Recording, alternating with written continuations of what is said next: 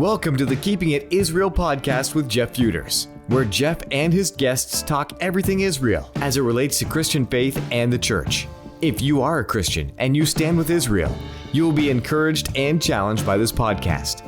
And if you're not so sure about the whole Israel thing, you need to learn how your faith connects with Israel and why standing with Israel matters. Now here's Jeff with today's guest. Welcome to the podcast today, and I am really excited about this series of podcasts that we're going to be doing together on a book that I read a while back, and the author is Gene Binder. Gene, welcome to the podcast, first of all. Great to be back. And you wrote a book called Connecting the Dots, and I just want to share kind of really quickly how I began to experience this material. I was on a tour with some friends from the Jerusalem Institute of Justice. And on that tour, I met a gentleman from Colorado who I connected with instantly. He was wearing a Harley Davidson shirt in the airport at Ben Gurion when we all met together. And we immediately started talking bikes and riding. And his name was Don Darling. And Don and I kind of hung out a little bit. We bantered back and forth a little bit on the bus and that kind of thing. And one of the nights in the hotel, he and I were both kind of up late reading a book, and he was reading this one.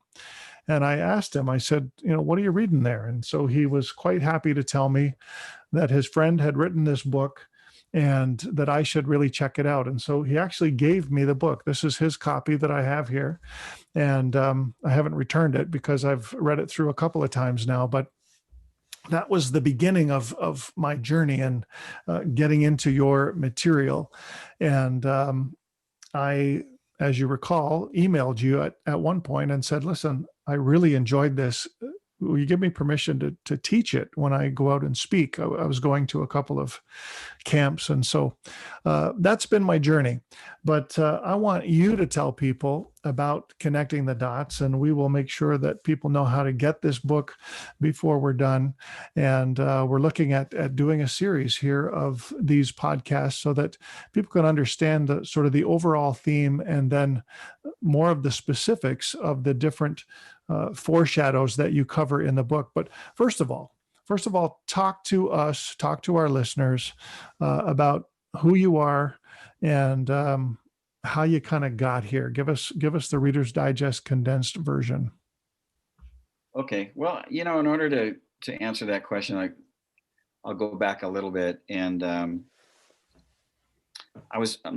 Jewish, and both my parents are Jewish, and there's no way to really know, but I'm pretty sure that our lineage goes all the way back to Abe.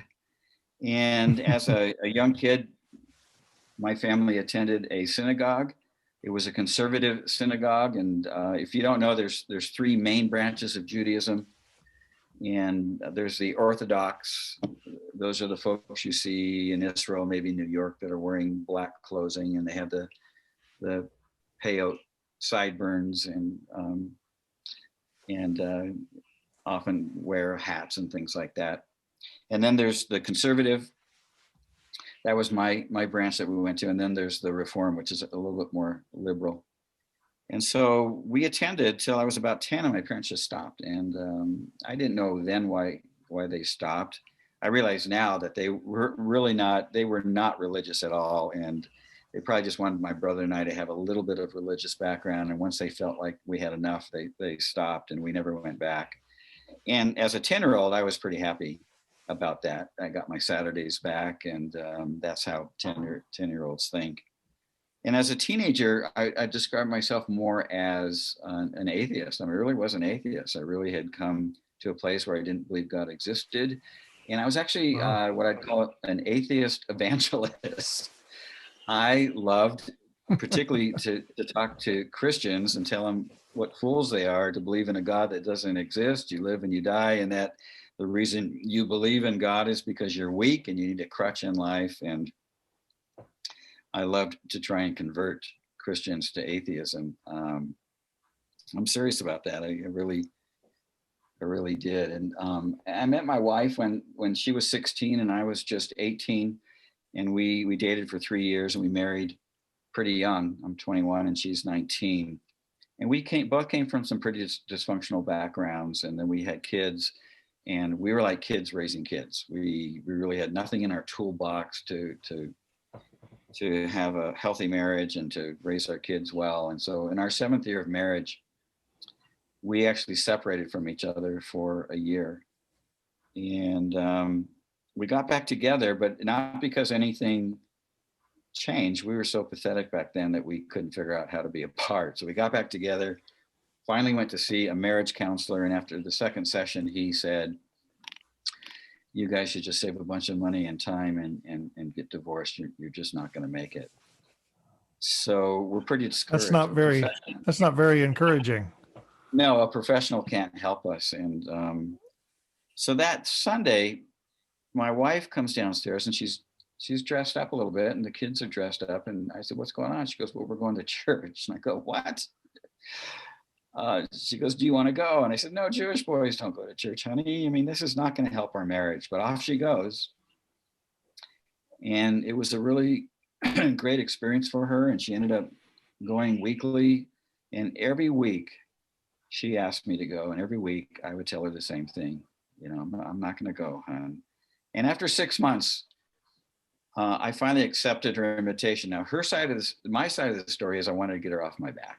And her side of the story was that I saw her changing. And both are true. I really wanted to get her off my back, but I was feeling a little bit left behind. I could see that she was changing. And so I went, and, all the way up to the door of that church, it's a very small church, like 50 people meeting in a rented, empty bank building. As soon as I walked over the threshold of that church, all the way up to the door, I would have said, you're an idiot, you're a fool to believe in God. I walked through, and I could hear in the background some praise worship going on, and I began to get emotional, like teary-eyed. And then I listened to the message, and I accused my wife of telling the pastor that I was coming, and he had this message in his back pocket that he pulled out, the Gene message. A lot of people have that experience. It was just really the Holy Spirit speaking to me. But what really got me was there was this young man who got up to share. It was small enough church that they could do some spontaneous Q&A at the end. And he mentioned he was Jewish. And I thought, what is a Jew doing in a church? I mean, I was so naive back then. I had no idea that Jesus was Jewish. I had no idea that when it was in a friend's house and they had a picture of the Last Supper, that all those guys at that table were Jewish. And I guess you can call it a Last Supper, but it was a Passover Seder. It's about as Jewish as you can get. And so I went up to that young man, and we ended up getting together for coffee and met several times. And he began to tell me about all the wonderful promises, prophetic promises of the Messiah, the promised Jewish Messiah. And it was about an 8-month journey, really intense journey. And after that 8 months, I just firmly believed that Jesus was who he said he was. And I put my trust in him, began to follow Rabbi Yeshua, and eventually went on staff at that church just about 3 years later. And one of the things that began to become a focus really early on in my walk was I discovered that Christianity came out and was connected to Judaism. But I thought, wow, this looks nothing like Jesus it would be so unfamiliar to him to walk into most churches today. So I began to ask the question, what happened? Where did it go sideways, and when? And that really kind of became the focus of my study. I've kind of became a little bit of an expert of the first 400 years of Christianity's history. And eventually, it led me to writing this book. By then, I'm in Colorado. I started a church in Colorado 26 years ago. And at some point, God begins to download this material to me called Connecting the Dots. Well, that's a great overview, and thanks for sharing that. When Don sort of introduced you to me in terms of telling me who you are, I believe he called you Rabbi Gene, and I don't know if that's like a term of affection or what, but it's great to hear sort of your background. And I love those transformation stories. I mean, the thing about being a pastor for me over the years, that's always, I'm fairly, staid, not emotional kind of person. But when I see somebody changed by the power of the gospel, that's when it gets me right here. Anyway, I want you to tell us a little bit, and that's, I think that's why this story is so beautiful for me as well, because, over so many years, I studied the Bible in a certain way, and you took the Bible, and God showed you that the Bible is not just a series of books, and it's not unrelated, and it's not, and of course we know all of that from our theological studies, but we never really see it the way that you present it here in Connecting the Dots. I guess we never really connect the dots, if you want to look at it that way. And you, here in this book, you talk about this incredible story that God is telling from sort of page 1 to the end of Revelation. Talk just a little bit about this idea. Yeah, so it's about maybe 17 years ago that God woke me up, and then I tell this story a little more extensively in the book, but God woke me up around 1 a.m, and it was one of those times, I don't know if you've ever had it, where it's unmistakably you're woken up by God. I wasn't Mm-hmm. wasn't anxiety, and it wasn't insomnia. It was just, I knew I had to go down into my study and just listen. And I began to listen, and I heard this word foreshadows. And anyways, I thought, okay, actually it wasn't foreshadows. It was the word shadow. And I thought, all right, I'm just going to do a little search in the Bible for the word shadow, and it shows up. And it showed up the first time in Colossians 2, and it talked about how the Sabbath and the feasts are a shadow of what's to come. And in Hebrews 8, it talked about how the temple is a shadow. And Hebrews 10, the law is a shadow. And I spent several hours. I never went back to bed, and I woke up every night for the next 3 nights at 1 a.m. Never got tired either. I never felt like I was missing sleep. And God basically downloaded the information that's in this book. And basically, prior to this event, I love to talk about theology and debate theology, and I still love to do that, but I don't find that very helpful in telling the story of God. And when I was done with this 4 days, and it continued long after that as well, I began to see, and this is what Connecting the Dots is about, is that the Bible and all of history is better seen as a narrative, as a beautiful love story. In fact, it's not 2 stories. It's not a Jewish story that morphs into a Christian story. It's one story from beginning to end, from Genesis to Revelation, a beautiful, seamless love story about God's plan to build an eternal family. And what these foreshadows showed me, and it ended up being 7 of them, and that there's 7 became very important. Like there wasn't 4 or 5, and I couldn't find anything more than 7, that they told the story of the role of the Jewish people in God's story, in this beautiful love story. And 7 is the number of perfection, and that made me excited that, well, yeah, I mean, it would be great if it was 5, and it would be great if it was 9, but it's 7. And the fact that it was the role of the Jewish people that made it really, essential for me as a Jew to be able to say, this has been my people's role, and it continues to be my people's role, and it will continue to be my people's role until the end of time. And I ended up with these 7 foreshadows, and they tell an incredible story. And I'll tell you what the 7 foreshadows are. And they're done in order, and they're done they make sense. I think you'll see that they make sense, that it follows this order. And I think you'll see that it describes the Jewish people to a T. So it starts with a covenant promise that God makes to Abraham. And when you think of a covenant, we'll talk about that next week, that the language God uses a lot of time is that one of a marriage.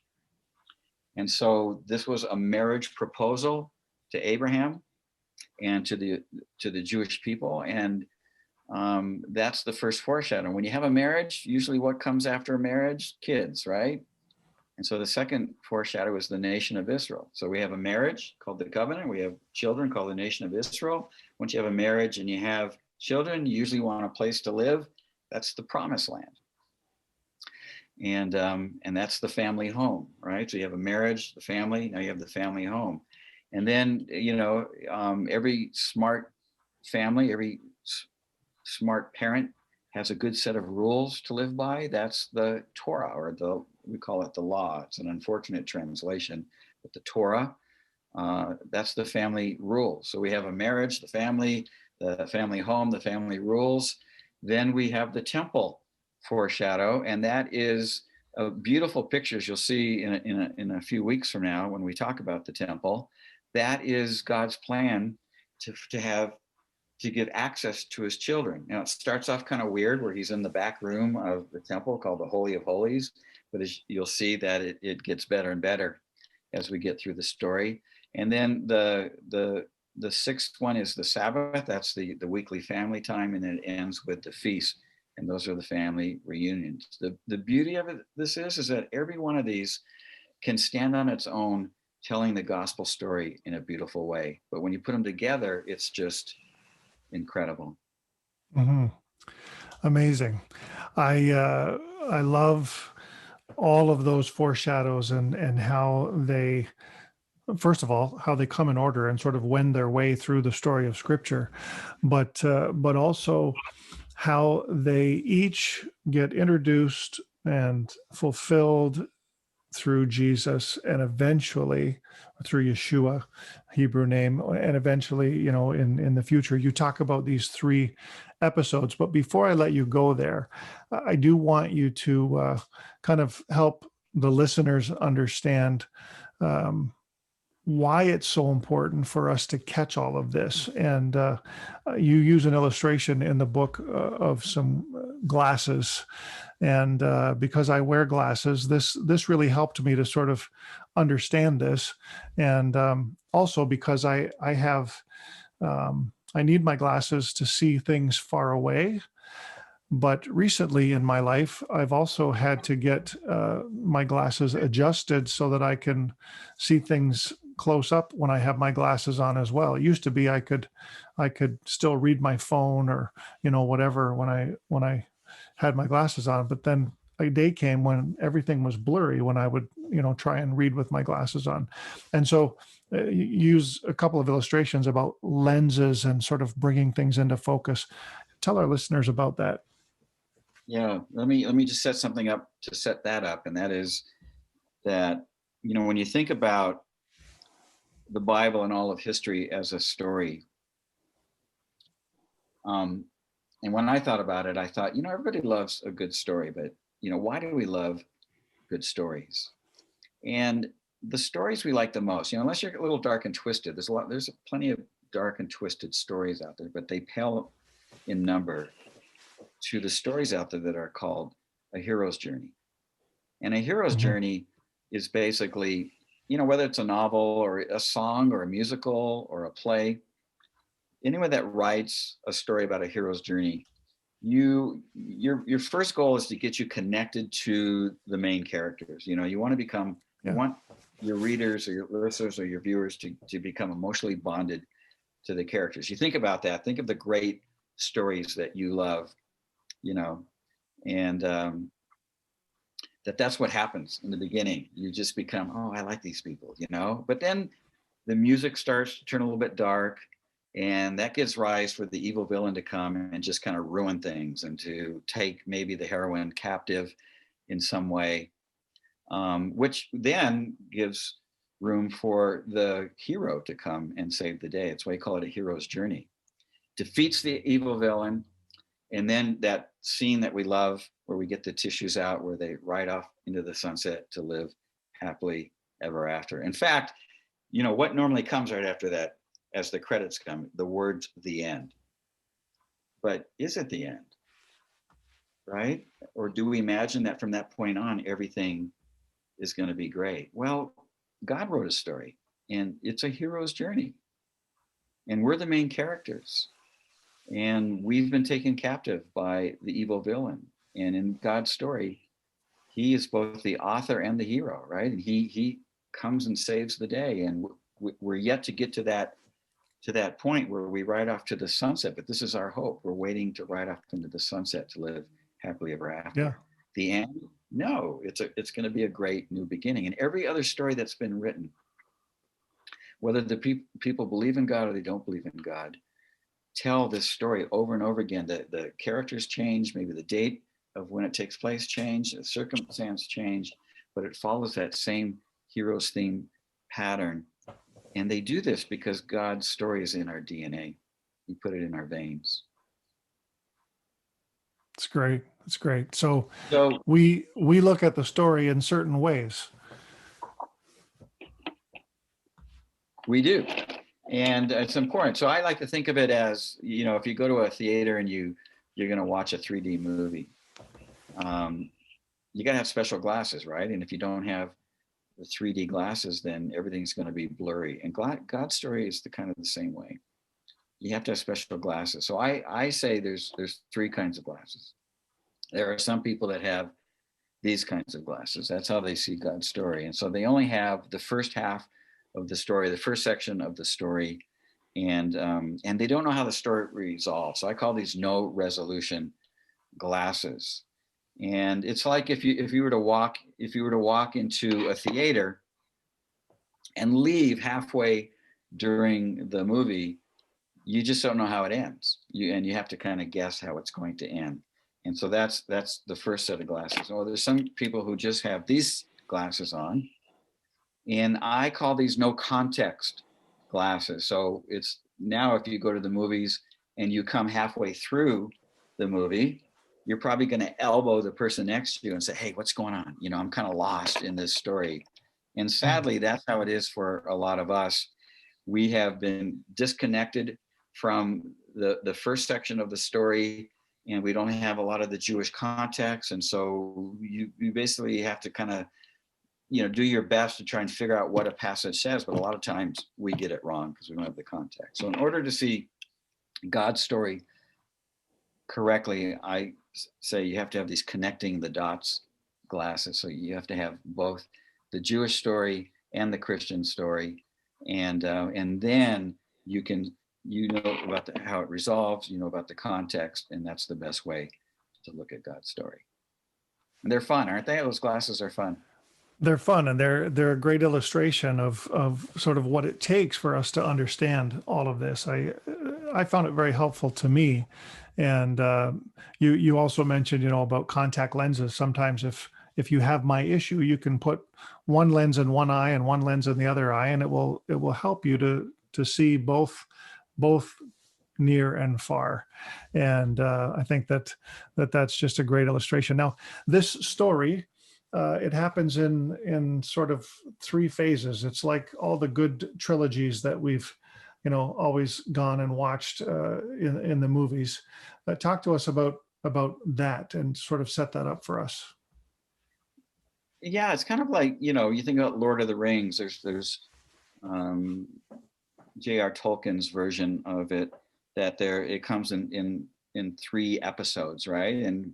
And they're meant to be viewed in order, in chronological order. So it wouldn't make sense if you looked at the last one first and then went back and looked at the first one. You'd be kind of lost. Well, God's story is the same way. I mean, we think of it really as a lot of times it's just 2 stories. It's got the Old Testament story and it's got the New Testament story, but there's actually a third phase, right? So we've got the Hebrew scriptures tell the first episode, and then the New Covenant or the New Testament scriptures tell the second episode. But there's a third episode that's going to come, the episode where we ride off into the sunset, where Yeshua comes back for us.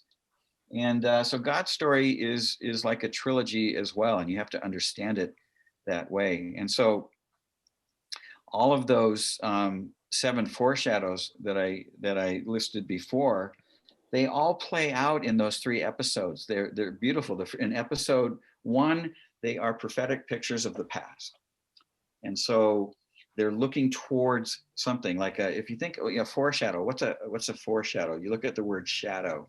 If you look at your shadow on the ground, or you look at anybody's shadow, that that's not the person. It's not the real thing, but if you follow the shadow, eventually you're going to get to the real thing. So these prophetic pictures of the past are eventually going to lead us through the second episode into the final episode. And so they start out as prophetic pictures of the past. When Yeshua shows up, we're in the second episode. These are messianic fulfillments of the present. We live in that era. We live in the messianic era right now. And we're waiting for eternal completion. That's the third episode. And hopefully that'll come sooner than later. But that's our hope. It's waiting for Yeshua to come back. They all play out in that same way. They all tell the gospel story in a unique way. It's amazing, actually. Yeah, the gospel story, and also the story of God's heart for us to be a part of his family, which I know is sort of the ultimate conclusion of the gospel story. But this is it's the family element and the story of God's love for us that I think takes us maybe so off guard sometimes. We all know, I've always known, God loves me, and he sent Jesus so that I could be a part of his family. But this idea that family was the motivation from the very beginning. Adam, Eve, God began the family. Abraham, he calls a man to himself and begins to walk this journey towards what will ultimately be all of us together as the family of God in his presence in eternity future. And we think about that future thing happening, and with what we've been going through in the last year or so, it makes us wonder if we're not getting an awful lot closer, doesn't it? It's hard to imagine that we're not, quite a bit closer. Yeah. It just seems like the wheels have been coming off. There's been times in history where the wheels have come off. A lot of people thought during the Holocaust. But, one of the things that had to happen before we could say, hey, he can come back anytime now, is that Israel had to get back in the land. And that hadn't happened with the Holocaust. In fact, the Holocaust was the precursor to the Jewish people getting back to the land. So basically now we don't have, any more prophecies that need to be fulfilled other than that final climatic scene that we read about, where it looks like, Zechariah writes about it in Zechariah 12 and 14, where all the nations come against Israel. It looks like it's curtains. They have no ability to defend themselves against this massive army that's going to assemble in the plain of Megiddo. A lot of people think this battle takes place there, but no, they're on their way to the Temple Mount. That has and always will be ground zero, and the battle takes place in the Valley of Jehoshaphat, or the Kidron Valley. And but in Zechariah 14, it says, when it looks like it's going to be curtains, the Messiah's feet will touch down on the Mount of Olives on Har 18. And there's not a whole lot to hold that back right now, except that we have to get to that final scene. It's exciting to think about, isn't it? And scary, exciting and scary, because it's a very, you see, it's not just what's happening in our country, it's the whole world that you see the wheels coming off right now. Yeah. Well,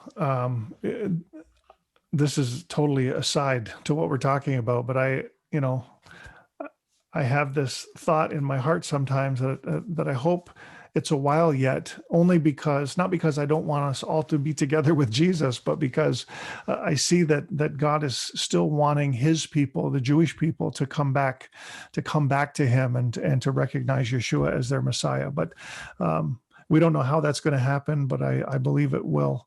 And So these are exciting days, scary, but exciting.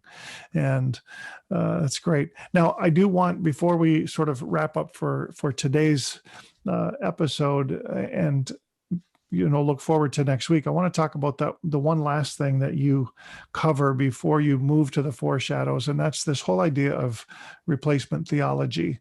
It's an obstacle in the church today to for us to sort of understand all that you're talking about if we somehow believe that God's promises for Israel are no longer true, as I sort of just referenced a moment ago. Talk to us a little bit about that. Yeah, well, I encourage everyone to tune in for next week, because we're going to talk about the covenant. Was it temporary, or was it an eternal promise? And we'll talk about that. But so the history of the church starts out, after Jesus rises from the dead and ascends to heaven. It's an all Jewish movement. I mean, it's just Jews. For 10 years, it's only Jews who come to faith, and they were not expecting it to change at all. But then you have this event that happens in Cornelius's home in Caesarea, where Peter comes, and the end result there is that the Holy Spirit falls on all those Gentiles, just like he fell on the people in the upper room. And Peter's going, oy vey, no one is more surprised about this than the Jewish believers. Like, what? I mean, they're so thrown off that they have to have a council about this. And that story happens in Acts 10 and Acts 15. They have a council, like, what are we gonna do with this? Some people think, well, we got to make them Jewish, because you got to be Jewish. I mean, it's a Jewish thing. They got to be Jewish. They got to keep the laws of Moses. And there's this debate. In the end, they decide not to do that, which was a lot of wisdom, because God's plan is not for everybody to be Jewish. It's when we get to New Jerusalem, it's a multicultural. Every tongue, every tribe, every nation is there. It's important. I still see myself as a Jew, and if you're not Jewish, your identity is important. But what happens is we see a very slow but steady shift from all Jewish leadership, and the center of it wasn't called Christianity, but I'll just use that word. It was Christianity. The center is Jerusalem, and it begins to slowly shift to where it eventually becomes an all Gentile leadership, and it shifts from Jerusalem to Rome. And even before the end of the first century, there is becoming this very anti-Jewish posture that early church leaders, and all of them wrote and said some very horrible things about the Jewish people, that started even before the end of the first century, that God has removed his covenant promises from Abraham, and he's given them to the church. So the church has replaced Israel. That's where we get this word replacement theology. Those that hold to this view, they don't use that word. They don't use replacement theology. It's just something that we look at. And if it had stayed there, it might have been okay, right? But it got worse and worse as time went on. And I'm not talking about a long time, like into the 2nd century. It began to have, a lot of church fathers began to say that God not only has removed his covenant promises from Abraham, but he hates the Jewish people for killing his son. And by the time we get to the 4th century, when Constantine becomes emperor and makes Christianity the official religion of Rome, there are hundreds of thousands of Jewish believers, along with hundreds of thousands of non-Jewish believers, and a lot of those people are standing together, and they're still keeping the Sabbath, and they're celebrating the feast. And Constantine doesn't like this, and so most people know from the Council of Nicaea that beautiful things like the Apostles' Creed comes out of it, codification of who Jesus is, being fully God and fully man, the Trinity, all these things come out. But most people don't know is that there were laws passed that you couldn't, as a Jewish follower of Jesus or as a Gentile follower of Jesus, no more Jewish things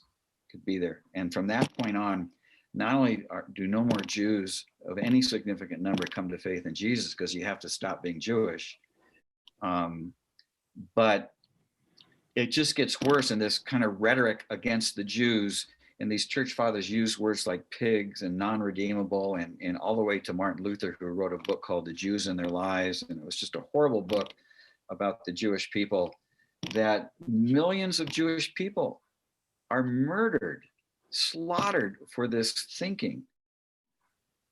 And they do it in the name of Jesus, as if Jesus would have been happy about this. And when I go around the world and I teach on this, a lot of times Jewish people show up, and they're curious about my book and about the things I have to say, and they know I'm a supporter of the Jewish people. And when I talk, I say, I'm going to tell you the story, the history of Christianity. And every Jew in this room knows this story. And almost every Christian in this room doesn't, because pastors aren't taught this. Mm-hmm. And the result of that is that we have, even though today I would not say most Christians are anti-Semitic or even anti-Jewish, but there is this very subtleness that we're done with Jewish things. And we've been told two things. One is that the Jews rejected Jesus, and that's just not true. Jesus was highly popular up until the 4th century. There were hundreds of thousands of Jews that came to faith, if you really study the history.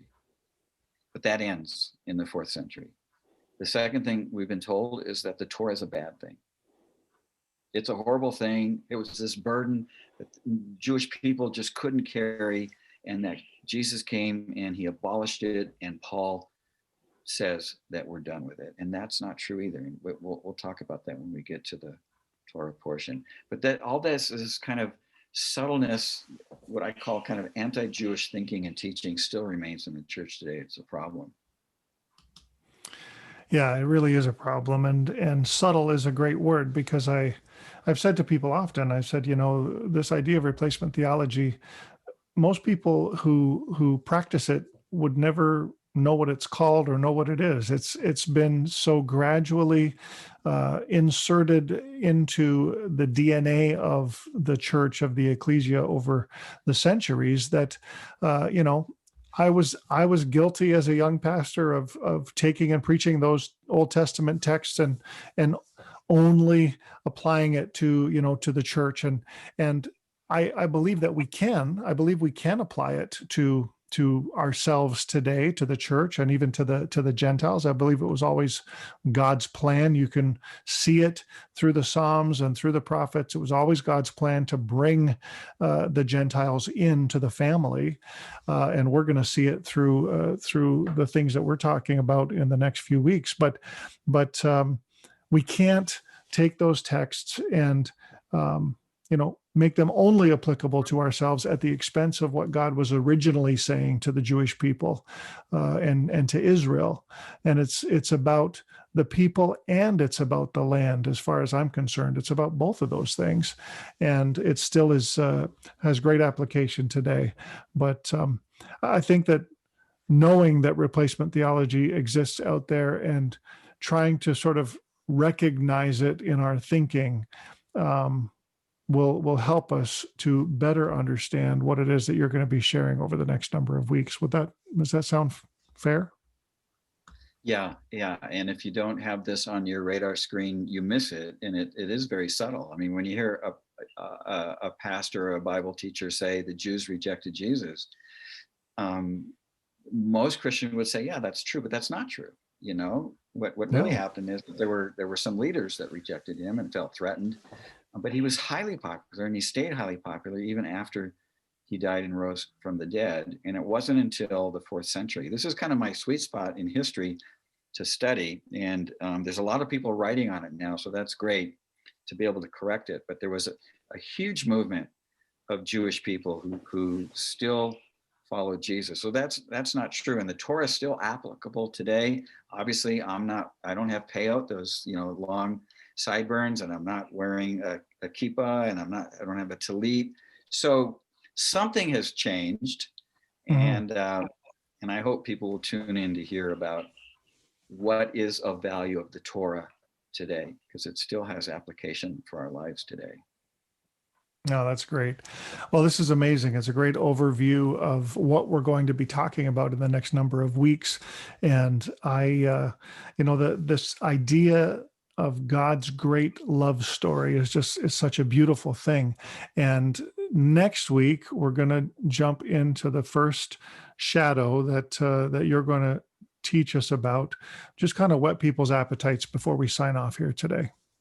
Well, the covenant is the first foreshadow. Again, that's the marriage, and it's really God's heart for the Israelites, but it's really His heart for all of us. It goes through this kind of 3-episode stage of we have an engagement, and Israel becomes unfaithful, and it looks like the marriage is off, but then Jesus shows up and reconciles it. And I'm not going to give the spoiler away, but that's kind of the pattern it follows.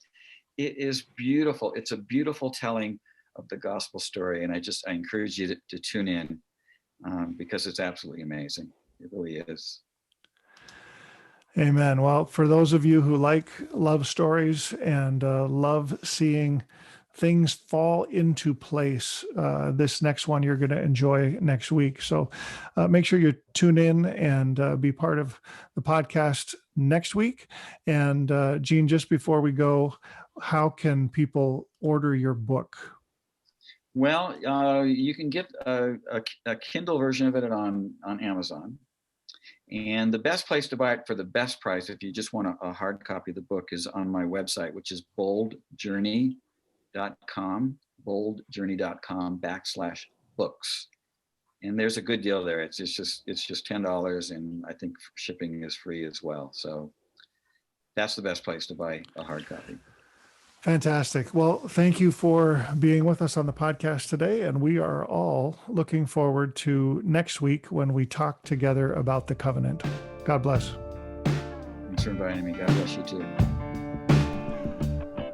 Well, thank you for joining us for the podcast today. And we are going to enjoy together this series of podcasts with Gene Binder on his book, Connecting the Dots. Today was a great overview, and he shared with us how that there are 7 basic foreshadows that we can look at. We're only going to be covering about, I believe, 5 of them on this podcast series.